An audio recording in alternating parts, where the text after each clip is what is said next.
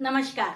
आज हम जो बीत गई कविता का सारांश पढ़ेंगे। देखिए, जो बीत गई एक कविता है और इस कविता के कवि का नाम है हरिवंश राय बच्चन। सारांश पढ़ेंगे हम। देखिए, प्रस्तुत कविता में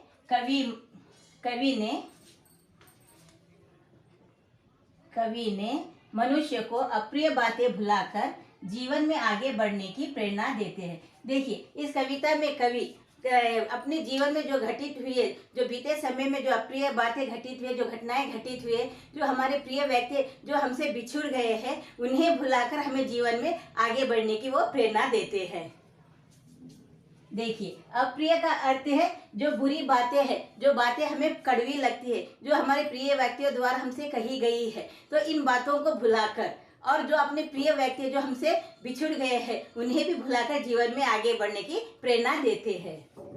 जो समय बीत गया उस पर दुखी होना व्यर्थ है। देखिए, यहाँ कवि कहते हैं कि जो समय बीत गया है, देखिए गुजरे समय पे एक बार बीत जाने पर समय फिर दोबारा वापस आता नहीं है। तो हमें बीते हुए समय को याद कर करके हमें दुखी नहीं होना चाहिए, शोकाकुल होना नहीं चाहिए। उन्हें भुलाकर उन सभी कड़वी बातों को, बुरी बातों को, जो बुरी बातें जो हमारे दिल को लगी है, जो हमें चोट पहुंचाती है और हमारा दिल दुखाती है, ऐसी बातों को भी हमें भुलाकर जीवन में आगे बढ़ जाना चाहिए। और कभी कभी देखिए, हमारे जो प्रिय व्यक्ति होते हैं, जो हमारे सगे संबंधी होते हैं, वो भी हमसे बिछुड़ जाते हैं, हमसे दूर हो जाते हैं। तो ऐसी घटनाओं को भी हमें भूलकर जीवन में आगे बढ़ जाना चाहिए।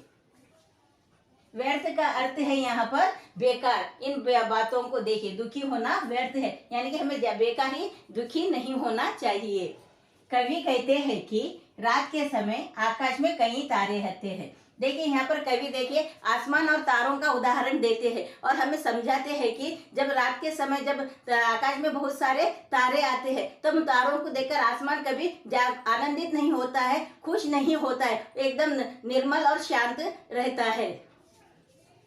फिर सवेरे एक एक कर छूट जाते हैं। और देखिए, जैसे जैसे रात होते जाती है, समय गुजरता जाता है, सवेरा होता है, तो धीरे धीरे तारे भी उससे आसमान से दूर होते जाते हैं, छूटते चले जाते हैं। तो यहाँ पर देखिए, आसमान देखो, नए तारे आने पर वहाँ खुश नहीं होता है, और जो पुराने तारे वो छूट जाने पर या चले जाने पर वहाँ दुखी भी नहीं होता है। वो एकदम शांत और निर्मल रहता है, क्योंकि आसमान को पता है, आकाश को पता है कि पुराने तारे जाएंगे तो नए तारे फिर आने वाले समय में फिर आएंगे। तो वो हमेशा निर्मल और शांत रहता है, उसे पता है कि नए तारे आएंगे और पुराने तारे चले जाएंगे।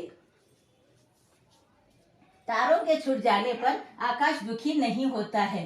देखिए, यहाँ पर आकाश दुखी नहीं होता है, क्योंकि उसे पता है कि समय जैसे ही रात गुजरती है, रात खत्म होती है, सवेरा होता है, फिर से नए तारे फिर से आ जाएंगे। इसीलिए वहाँ एकदम शांत और निर्मल रहता है और नए तारे आने पर आनंदित नहीं होता है। और देखिए, जब नए तारे आ जाते हैं तो वह ज्यादा खुश भी नहीं होता है। आनंदित का अर्थ है खुश होना। तो आकाश देखिए, जब तारे छूट जाते हैं तो दुखी नहीं होता है, फिर नए तारे आते हैं तो फिर वहाँ ज्यादा खुश नहीं होता है, क्योंकि उसे पता है ये नए तारे आते रहेंगे और जाते रहेंगे। इसीलिए एकदम निर्मल और शांत आकाश रहता है, वह शांत और निर्मल रहता है। कुसुमों के सूख जाने पर, देखिए कुसुमों को यानी कि फूलों को हम कुसुम फूल को कहेंगे। कुसुमों के सूख जाने पर पत्ते वल्लरियों के मुरझाने पर मधुवन शोर नहीं मचाता। देखिए, यहाँ पर पत्ते जो मधुवन है, बाग बगीचे है, वहाँ कभी फूल पत्ते पत्तियां जो सूख जाते हैं, मुरझा जाते हैं, तो जो झड़ जाते हैं, तो उन्हें देखकर कभी बाग बगीचे जो मधुवन है वहाँ कभी दुखी नहीं होता है। और देखिए, यहाँ पर वल्लरियों का अर्थ है यहाँ पर लताएं, जो बेल होती है, जो पत्तियां होती है बेल, उसे हम वल्लरी कहेंगे। तो ये कभी जब जो मुरझा जाती है, झड़ जाती है, तो वह देखिए मधुबन कभी दुखी नहीं होता है, क्योंकि मधुबन को पता होता है कि जब ऋतु आएगा, जब ऋतु का समय आएगा, तो फिर से नए नए फूल खिलेंगे, नए नए पेड़ पौधे फिर से उगेंगे। तो इसीलिए वह शांत और निर्मल रहता है, क्योंकि वह इस आशा में रहता है कि मौसम आने पर वे कलियां फूल पत्ते फिर से खिलेंगे। देखिए मधुबन को भी पता होता है कि ऐसे ही फूल पत्ते कलियां फिर से खिलेंगे, तो इसलिए हमें भी, मनुष्यों को भी उनसे सीखना चाहिए। फूल पत्तों में और आसमान और तारों से हमें सीखना चाहिए कि हमें बीते समय को भुलाकर जीवन में आगे बढ़ना चाहिए। जो हमारी प्रिय जो घटनाएं घटी है, जो अप्रिय बातें हमसे हुई, उन्हें भुलाकर अपने जीवन में आगे बढ़ जाना चाहिए और आने वाले समय की ओर हमें देखना चाहिए और हमें अच्छे अच्छे कर्म करते रहना चाहिए, ताकि हम जीवन में जब हम आगे बढ़े तो आने वाले समय में हमारा जीवन सुखद बन जाए।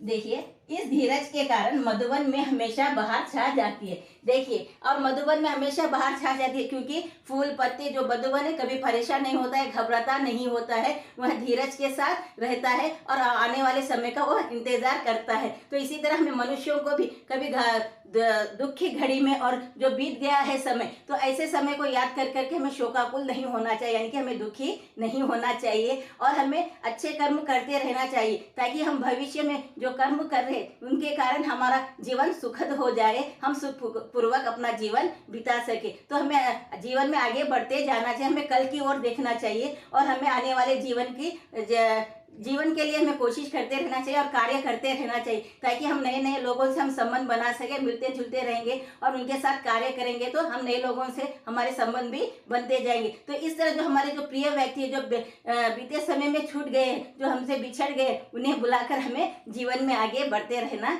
चाहिए। इसी प्रकार के वीडियोस देखते रहने के लिए लाइक शेयर करें और सब्सक्राइब भी जरूर करें। Thank you.